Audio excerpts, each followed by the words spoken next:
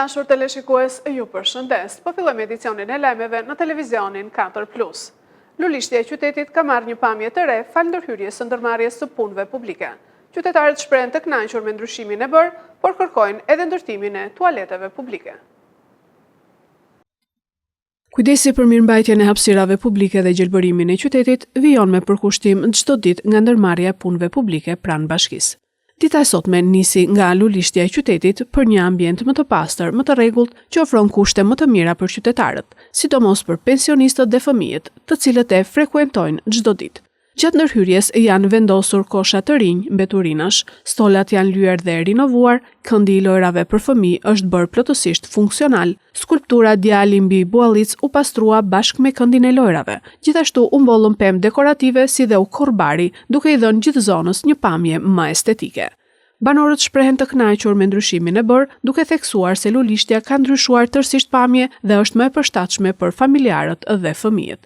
Sot lulishtja ka pa ndryshime, me fillimi e pranverës, sorat janë rregulluar gjithë nga para, pasërtia është, po thosë jo, pagure nuk ka shanse, po dhe gjithë nuk ka poshtë, korrën e bajtë kanë bërë, to i kanë lyer po thosë gjithë me këtyre ato pemët, riqet, jemi shumë të kënaqur.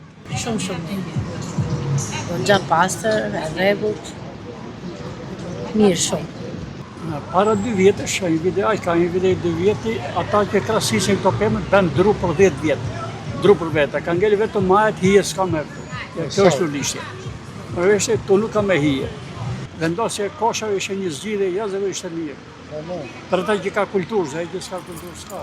Ndërsa pensionistët që kalojnë më shumë kohën e lirë në lulishte, kërkojnë ndërtimin e tualeteve publike. Bëhet në një banjo këtu në lulishte dhe ato ndihmë për pensionistët. Realisht do një banjo, edhe kjo është problem se jemi gjithë moshë dhe se s'ke di banjo normale, është shumë mirë. Tjerat pasaj po thotë janë rregull. Duhet të ishte banjo, pse u hoqe? Po nuk e lani, nuk e pastroni, e vinte herë në lulishte pasaj. Ose duhet mbahesh.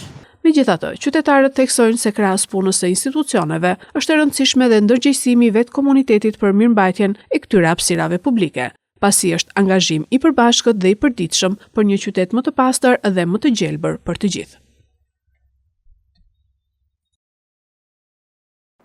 Bllokohet transporti publik. Operatorët paralajmërojnë reduktime të tjera pa kompensim, ndërkohë në Lushnjë transporti publik vazhdon punën normalisht. Transporti publik në vend është përballur me bllokime dhe reduktime të ndjeshme, pasi shoqatat e operatorëve kanë ndërmarrë masa drastike për shkak të mungesës së mbështetjes financiare nga institucionet. Në orët e para të mëngjesit në pothuajse të gjithë vendin është kufizuar lëvizja e qytetarëve me autobus dhe furgon. Pasi duke filluar nga sot, operatorët kanë reduktuar me 40% numrin e mjeteve në qarkullim në Tiranë dhe në rrethe, si një masë emergjente për të përballur rritjen e kostove kryesisht të karburantit. Ndërkohë në Lushnjë vazhdon normalisht lëvizja e qytetarëve me autobus.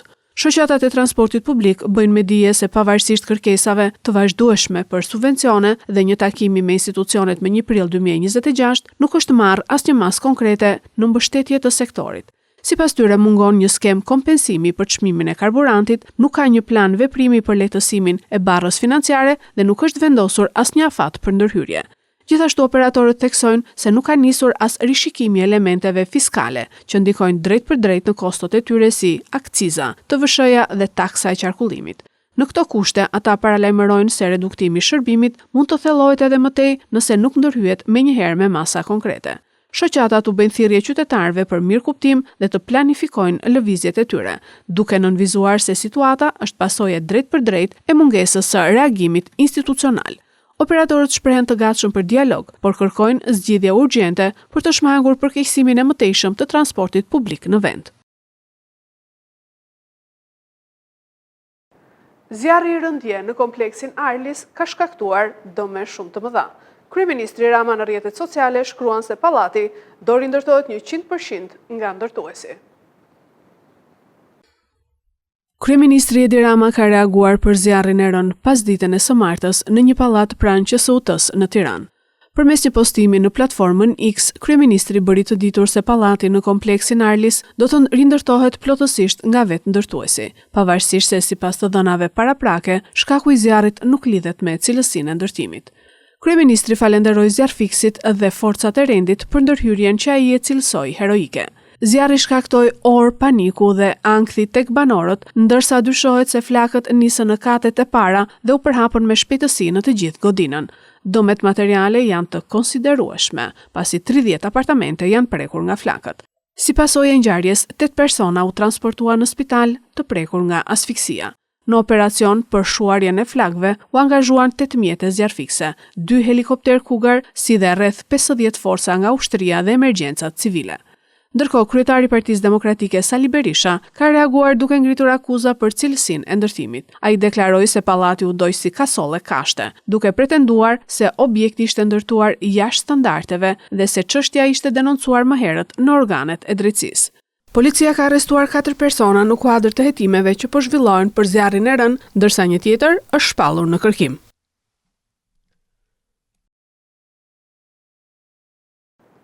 Kosova ndalon importin e deleve dhe dhive nga Shqipëria për shkak të shpërthimit të sëmundjes së mortajës tek baktitë e imta.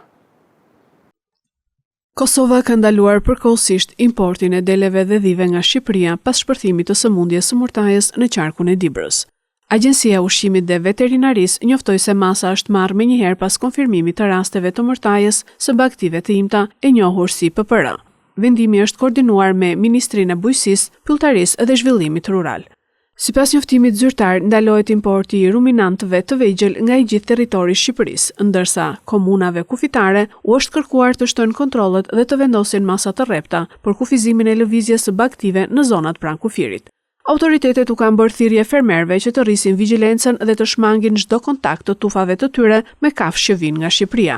Gjithashtu është paralajmëruar forcimi i kontrolleve në të gjitha pikat kufitare për të parandaluar përhapjen e sëmundjes në territorin e Kosovës. Fermerëve u rekomandohet të shmangin lëvizjet e panevojshme të kafshëve, të raportojnë menjëherë çdo shenjë të dyshim tek veterineri, të kufizojnë kontaktet me tufat e tjera sidomos në zonat kufitare, të mos blejnë kafshë pa njohur statusin e tyre shëndetësor, si dhe të rrisin masat e biosigurisë në ferma. PPR është një sëmundje virale shumëgjithse që prek kryesisht dele dhe dhitë dhe përhapet përmes kontaktit të drejtpërdrejt me kafshët e infektuara. Megjithatë, autoritetet theksojnë se kjo sëmundje nuk paraqet rrezik për njerëzit. Takim historik Liban-Izrael, me përballjen e parë që nga viti 1993 që u mbajt në Washington.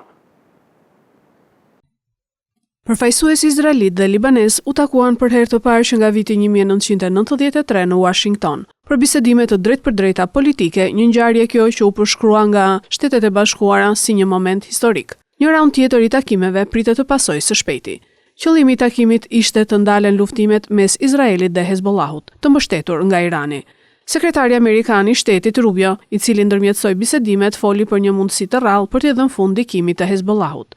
Një deklaratë e Amerikës sqaroi më pas se të dy palët kanë rënë dakord të nisin negociata të drejtpërdrejta në një kohë dhe vend të përcaktuar më vonë. Izraeli bëri të qartë se kërkesa e tij kryesore është çarmatimi të gjithë grupeve terroriste jo shtetërore, duke ju referuar këtu sidomos Hezbollahut. Libani kërkoi një armpushim dhe masa për zgjidhjen e krizës humanitare. Dy vendet nuk kanë marrëdhënie diplomatike dhe bisedimet e fundit të drejtpërdrejta në nivel të lartë mes tyre kanë ndodhur në vitin 1993. Ambasadori izraelit në Washington e cilësoi bisedën si pozitive, duke theksuar se ekzistojnë fusha ku dy vendet ndajnë qëndrime të përbashkëta. Megjithatë, ai nënvizoi se Libani duhet të shihet si plotësisht i pavarur nga Irani dhe milicia shite libaneze Hezbollah, e cila është aleate e Teheranit.